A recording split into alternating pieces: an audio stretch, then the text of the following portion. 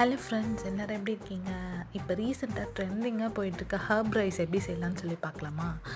Harb rice செய்கிறது ரொம்ப சிம்பிளுங்க.